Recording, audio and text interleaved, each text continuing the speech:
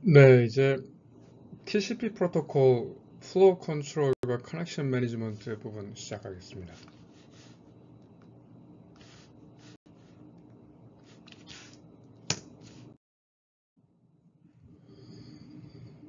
자, 플로우 컨트롤이죠. 플로우 컨트롤은 그 수신자 중심으로 데이터를 보내겠다라는 얘기죠. 그러니까 송신자가 1GBps 정도의 그 대역폭으로 출력으로 보낼 수 있어도 수신자가 그거를 소화를 못하면은 의미가 없으니까 그냥 낭비를 뿌리니까 수신자가 송신자에게 내가 어느 정도의 데이터를 받을 여력이 있다라는 것을 보내줄 수 있는 방법이 있어야 되겠죠. 그죠? 그래서 그거를 TCP Receive Window라고 얘기를 하는데, 그래서 그 부분을 구현한 것을 얘기를 합니다. TCP Flow Control 하면 TCP 흐름제하고 수신자가 자기 용량에 맞도록 데이터를 보내주세요라고 송신자에게 그 의사 전달을 할 수 있는 그런 방법을 얘기를 하는 거죠. 네.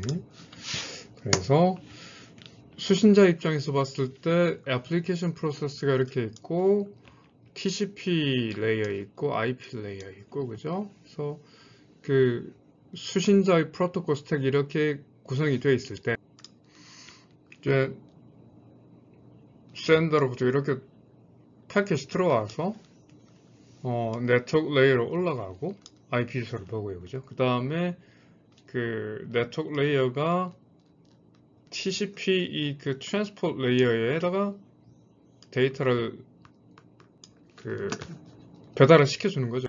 그래서 네트워크 레이어가 IP 데이터그램에서 IP 헤더를 빼고 TCP의 그 소켓 리시버 버퍼, TCP 소켓 버퍼에다가 이 데이터를 이제 집어넣습니다. 그리고 이 TCP 소켓 리시버 버퍼에 저장을 하고 난 다음에 애플리케이션에서 이 버퍼가 가득 차 있는 이 내용에서 TCP 소켓 버퍼에서 데이터를 가져가는 거죠. 애플리케이션 프로세스에서. 이렇게 그 시퀀스가 정해져 있고요. 그래서 여기서 만약 이제 네트워크 레이어가 그 트랜스포트 레이어로 데이터를 줄 때 애플리케이션 레이어가 가져가는 스피드보다 그죠? 훨씬 빠르게 데이터를 배달하면은 문제가 생기겠죠. 그죠? 그래서 이 부분에서 그 얘기를 하는 거죠. 그러니까 재미있는 그림인데, 그죠? 뭐, 뭐 입은 이 정도 크기인데 물을 엄청나게 쏘아대면은 힘들죠, 그죠? 그래서 이런 그 TCP 플로우를 제어할 필요가 있다라는 얘기를 하고 있는 거죠. 그래서 그런 플로우 컨트롤 위한 그 필드가 TCP 프로토콜 헤더에 있습니다. 그래서 여기 보면 receive window socket size죠, 그죠? 그래서 플로우 컨트롤 위해서 어느 정도의 바이트를 내가 받을 수 있다, 받았으면 좋겠다라는 그 receive window 사이즈를 그 수신 윈도우 사이즈를 헤더에 써서 상대편에 보내는 거죠. 자, 그래서 플로우 컨트롤이라는 건 이건 누가 컨트롤하는 거냐를 얘기하냐면은 이 데이터의 송수신에 있어서 송신자가 아니라 수신자가 송신자를 제어를 한다라는 겁니다. 흐름 제어를. 수신자가 송신자의 데이터 흐름을 제어를 한다라고 얘기를 하는 거죠. 그래서 그럼으로 인해서 송신자가 수신자의 버퍼를 오버플로우 시키지 않는다. 너무 많이 전송을 하게 함으로 해서 수신자의 버퍼가 오버플로우가 되지 않도록 하는 장치를 얘기를 하는 것을 TCP 플로우 컨트롤이라고 하고 그래서 그런 거를 TCP 헤더에 있는 receive window size라는 데이터를 통해서 구현을 하게 됐다는 얘기를 하고 있는 겁니다. 그래서 TCP의 수신자가 광고를 하는 거죠. 알려주는 건데 TCP 헤더에 receive window size라는 필드를 사용을 해서 자기한테 남아있는 free buffer space, 그죠? 이제 전체의 이 그 TCP 버퍼 사이즈가 예를 들어서 receive buffer라는 이런 그 변수가 variable이 기본적으로 그 소켓 구성을 할 때, 소켓을 만들 때 소켓 구성 옵션으로 receive buffer라는 이런 그 변수가 지정이 되고요. 근데 그 typically default value는 4KB라고 얘기를 하고 있습니다. 4KB인데 또 실제로 그 많은 운영 체제들이 자동적으로 이거를 조정을 한다라고 얘기를 하고 있어요. 그래서 sender가 데이터를 보낼 때 이 수신자로부터 받은 이 receive window 사이즈만큼의 데이터를 보낸다라고 얘기를 하고 있죠. 그래서 sender는 제한은 하는데 그 maximum amount of unegged packet, 그러니까 액이 안 된 패킷들의 양을 지금 현재 계속 날아다니고 있는 그 회선을 날아다니고 있는 패킷의 양을 그 receiver window 요 사이즈만큼을 제한을 해서 데이터를 보낸다고 얘기를 함으로써 sender와 receiver 간의 송수신자 간의 그 흐름을 제어를 하는 거죠. 플로우 컨트롤 얘기를 하는 거죠. 그래서 이렇게 함으로 인해서 수신자의 버퍼가 오버플로우 되지 않도록 보장한다라고 얘기를 합니다. 그죠? 그래서 이게 TCP의 그 수신자의 버퍼링, 수신체의 버퍼링 상황을 보낸 거고, 그렇죠? 요거가 이제 그 왔다 갔다 하면 조절하겠죠.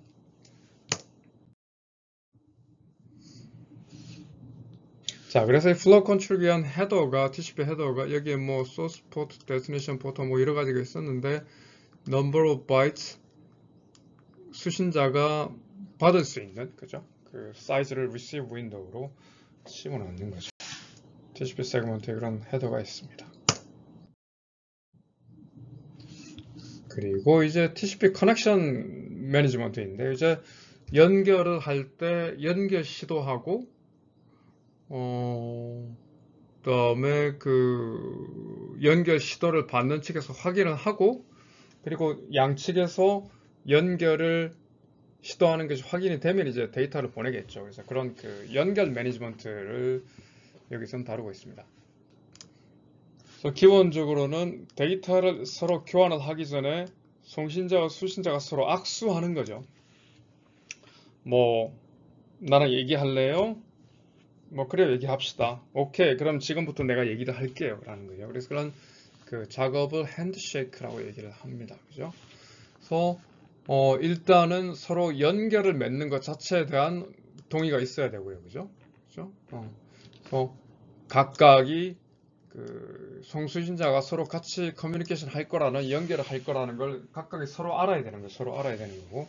그다음에 예를 들어서 뭐 스타팅 그 연결을 시작을 할 때 시퀀스 넘버는 어디부터 시작을 할 건지 뭐 이런 거에 대한 협의점이 있어야 되겠죠. 그래서 연결을 했을 경우에는 뭐 클라이언트 소켓이 있고, 그죠? 이거는 뭐 서버 소켓이나 서버 포트 넘버를 얘기를 하고 있는 것 같고, 서버 소켓은 뭐 기다리고 있다가 얘가 커넥션을 맺는 시도를 하면은 오케이 하고 이제 커넥션이 설정이 된 걸로 바뀌고 그 다음에 서로 간의 시퀀스 넘버가 클라이언트 서버 간에 싱크로나이제이션이 되고 리시버 버퍼 사이즈는 어떻게 되거나 이런 것들을 갖다가 교환을 하겠죠. 그죠? 그런 작업을 해서 이게 필요한 서로 연결을 위해서 필요한 정보가 딱 교환이 되고 난 다음에는 커넥션이 맺어지는 거죠. 이렇게 그 연결 관리를 합니다. TCP에서. 그래서 보면은 이제 연결을 맺는 과정을 그 2스텝으로 할 거냐, 3스텝으로 할 거냐의 얘기가 이제부터 나오는데요. 예를 들어서 뭐 이런 two-way handshake라고 얘기하면은 뭐 1스텝, 2스텝, 오케이, 연결 끝 이렇게 얘기가 되는 거고 3-way로 얘기를 하면은 연결할래요? 연결합시다. 오케이, 연결 끝. 이런 식으로 핸드쉐이킹을 할 때 서로의 그 커뮤니케이션 교환을 two-way, 두 번으로 할 거냐, 아니면 three-way, 세 번으로 왔다 갔다 하는 식으로 할 거냐라는 그런 거죠. 근데 TCP는 기본적으로 three-way 핸드쉐이크라고 되어 있고요. 그러니까 어떻게 되어 있냐면은 연결할래요? 연결합시다. 오케이. 그러면 알겠습니다. 내가 이제부터 보내겠습니다. 라고 하면서 three-way 핸드쉐이크를 하는 거죠. 그래서 여기서는 two-way 핸드쉐이크, 왜 two-way 핸드쉐이크가 아니고 three-way 핸드쉐이크로 가는 것이 안전하냐, 또는 two-way로 갔을 때, two-step으로 했을 때 어떤 문제가 발생할 수 있느냐에 대해서 간략하게 얘기를 하고 있습니다. 그래서 뭐 중요한 건 TCP가 three-way 핸드쉐이킹, 그러니까 3스텝으로 핸드쉐이킹을 하고 있다라는 얘기를 하고 있는 거고요. 그래서 그 얘기를 지금부터 간략하게 시작을 하겠습니다.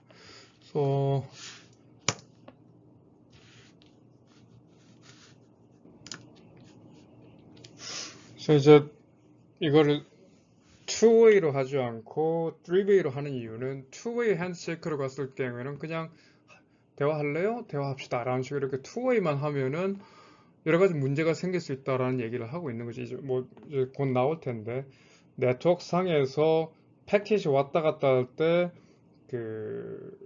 서로 성소실할 때 딜레이가 항상 베리어블 하고, 딜레이가 뭐 굉장히 적을 때도 있지만 많게 이렇게 막 로스가 생긴다는 그럴 수도 있으니까, 그래서 그런 경우에 뭐 예를 들어서 패킷이 재전송이 된다든가,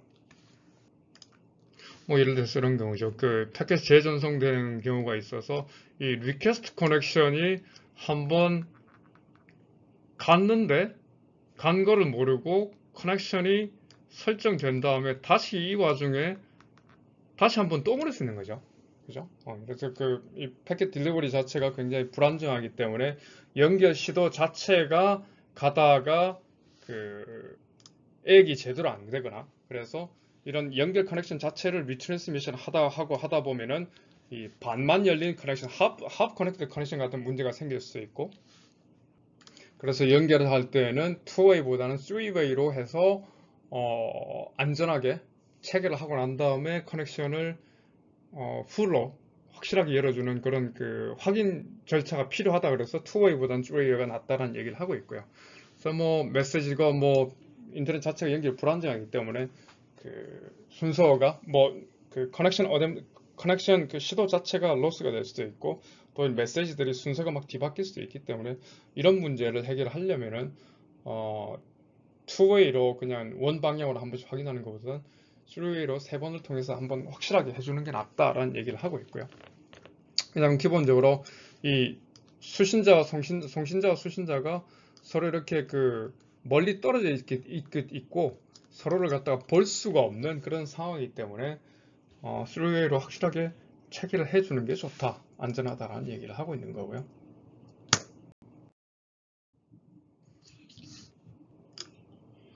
자, 예를 들어서 여기서 two-way 핸드쉐이크 시나리오의 경우에 연결을 시도를 하고 연결이 됐다.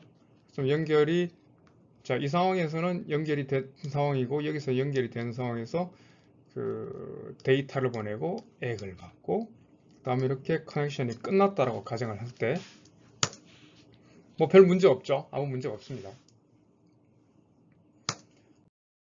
그리고 이제 여기에서 이 경우에 커넥션을 열고 시도를 하고 확인을 해서 이걸로 two-way로 완전히 커넥션이 됐다라고 가정을 할 때, 그리고 커뮤니케이션 하다가 이제 끝났다라고 생각을 하는 거죠. 클라이언트는 종료를 끝내고,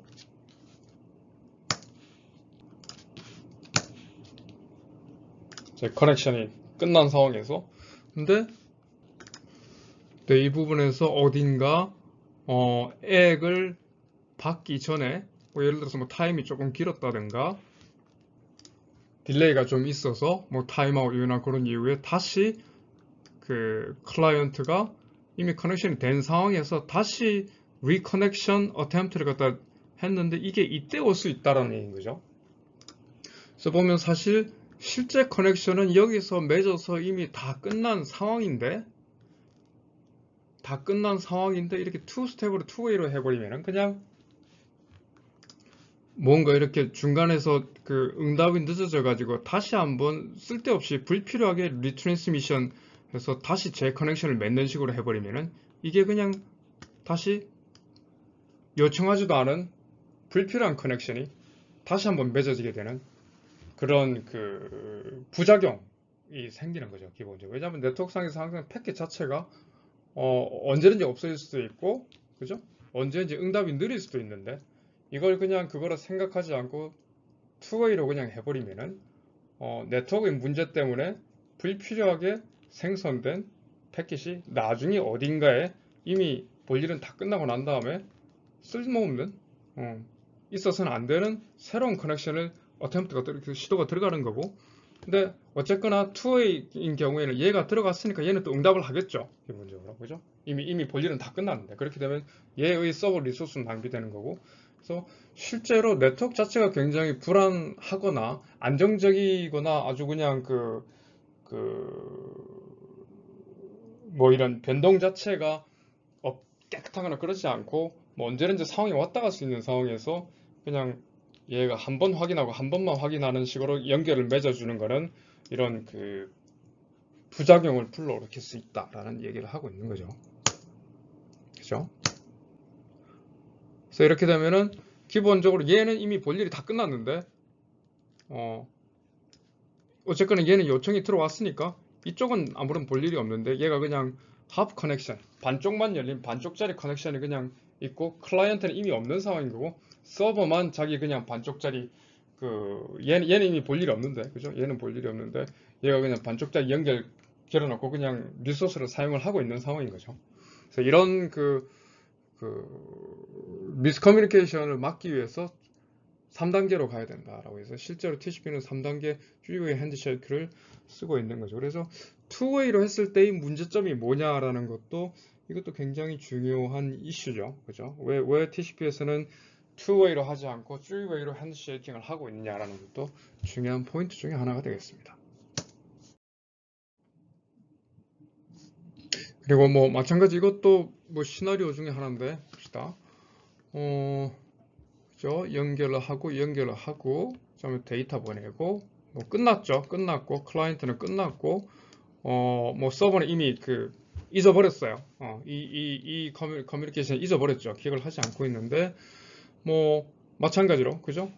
다시 리트랜스미션 어딘가에 이게 응답이 늦어지거나 뭐 그랬는 바람에 얘가 다시 리트랜스미션을 하게 될 수 있겠죠. 하게 될 수 있습니다. 여기서 뭐 리트랜스미션을 뭐 또 하게 되겠죠. 기본이 얘는 또 하게 됐으니까. 그러니까 얘도 리트랜스미션을 어쨌든 할 수 있을 거고 기본적으로. 근데 이 경우에는 실제로 이미 클라이언트는 볼일을 다 보고 난 다음에 다 끝난 상황인 건데 아까 전에 리트랜스미션 얘도 리트랜스미션을 하면서 추가로 그죠? 원래 여기서 보내서 여기서 끝났는데 추가로 쓸데없이 또 데이터를 보내는 거고 근데 얘 입장에서는 커넥션이 투웨이니까 이미 요청을 한번 받았고 커넥션이 얘 입장에서 열려있는 상황이니까 얘 입장에서는 커넥션이 열려있을 뿐만 아니라 받지 않아도 되는 클라이언트가 전에 이미 받은 데이터를 또 받는 식으로 이렇게 되는 거죠. 그죠? 이런 문제들이 생기는 거죠. 실제로.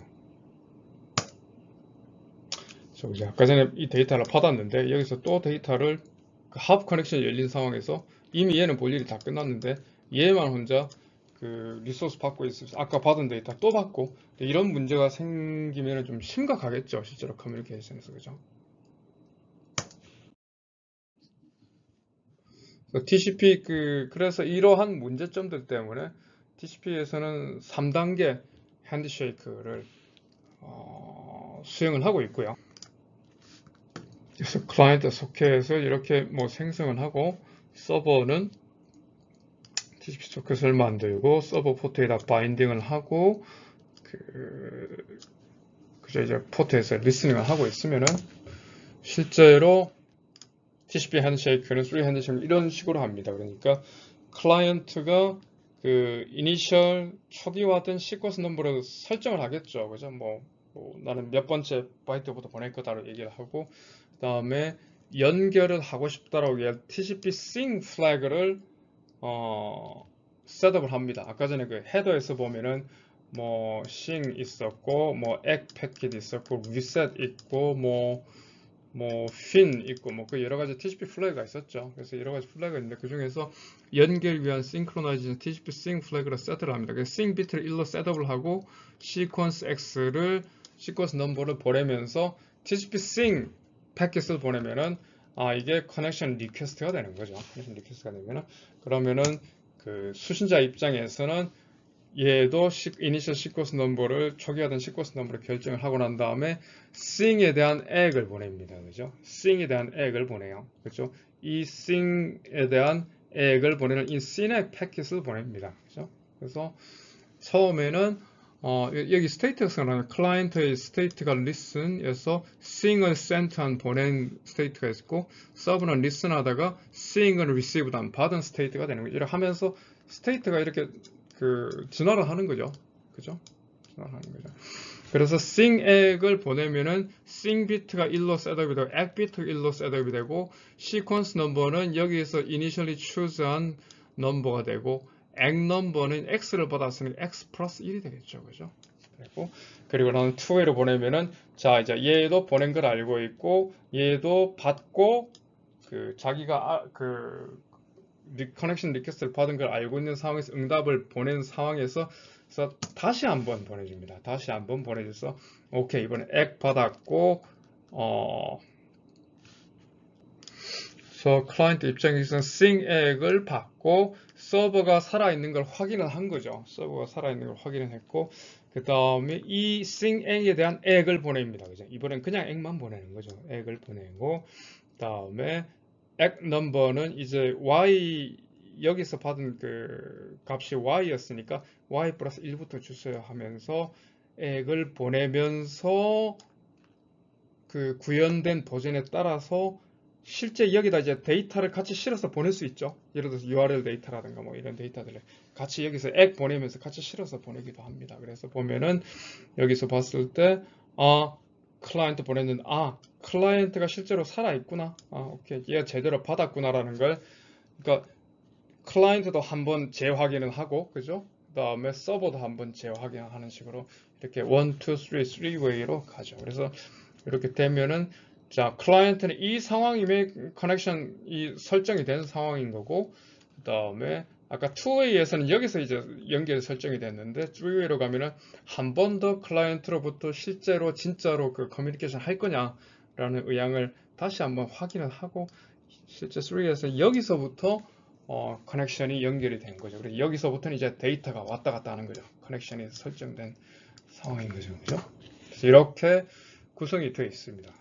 그래서 실제로 이런 안전장치죠. 안전장치고 뭔가 이렇게 그냥 얘기할래요? 얘기합시다. 그래서 이렇게 투웨이로 딱딱한 경우에 서로를 볼 수가 없기 때문에 서로를 볼 수 있는 위치에 있지 않고 원거리에 있기 때문에 다시 한번 이렇게 확인 절차를 해주는 걸로 해서 이 중간에 아까 전에 봤듯이 그냥 한 번만 딱 했을 때는 이 중간중간에서 보내는 이 로스트 패킷이 재전송됐을 때 여기서 불필요한 커넥션이 막 이렇게 생길 수 있는데 그런 거를 미연에서 방지할 수 있죠. 그래서 안전하게 얘기할래요? 얘기합시다. 오케이, 굿. 좋아요. 라는 식으로 서로가 이제 다시 재확인을 하면서 좀 철저하게 절차를 매기는 거죠. 그래서 보면은 실제로 암벽 등반을 할 때도 이런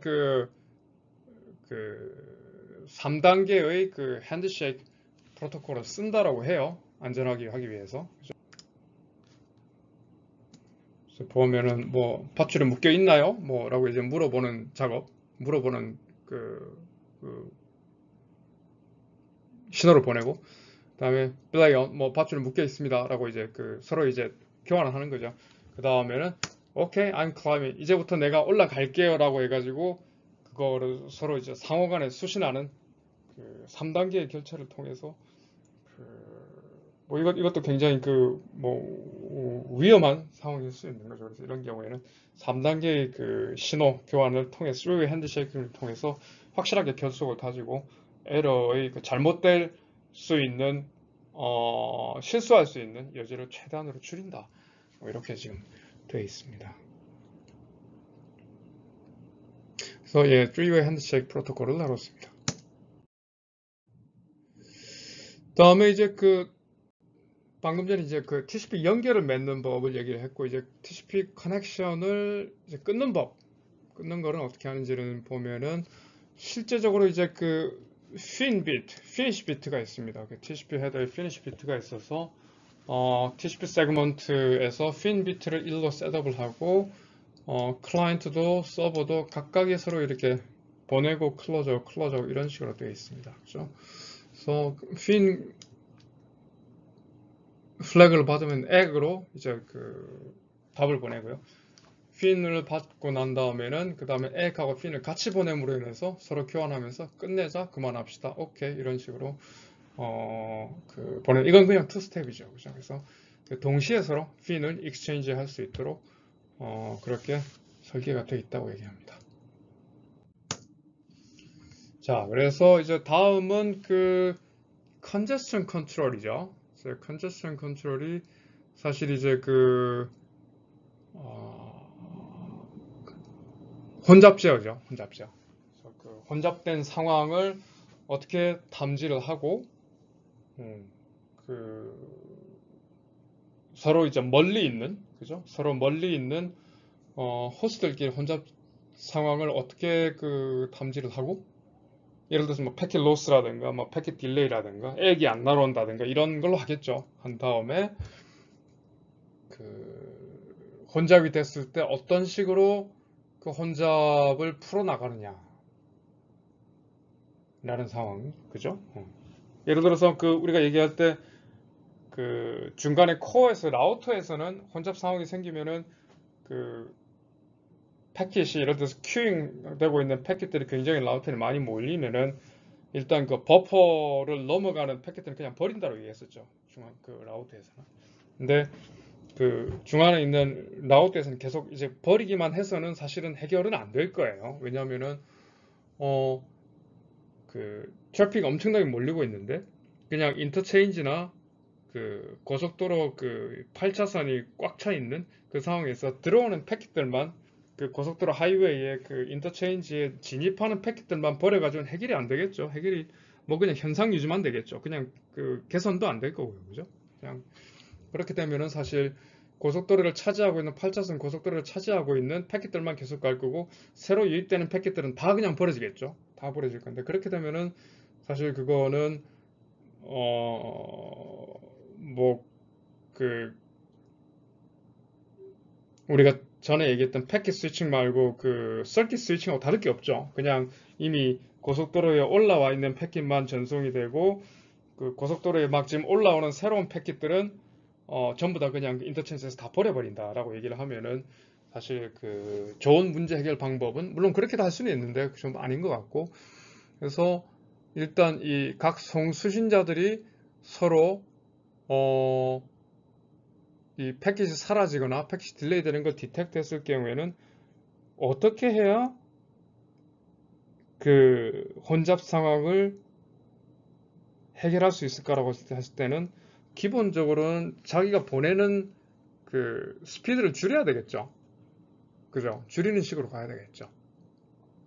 이제 그거를 어떻게 할 거냐라는 거죠. 그래서 그 실제로 TCP에서 컨제션 컨트롤이 어떻게 되고 있고, 그다음에 현재 그 지금 우리가 배우고 있는 건 현재 이제 TCP가 아까 전에 그 처음에 TCP 이 부분 얘기할 때 그 RFC가 TCP RFC가 1981년에 처음 나왔고 그다음에 2014년 뭐 최근까지도 3, 40년 지난 지금까지도 TCP가 계속 이제 발전하고 있는데 향후 지금 현재는 어떤 식으로 그 발전하고 있는지에 대해서 이제 그 다음 시간에 얘기를 하도록 하겠습니다. 네, 감사합니다.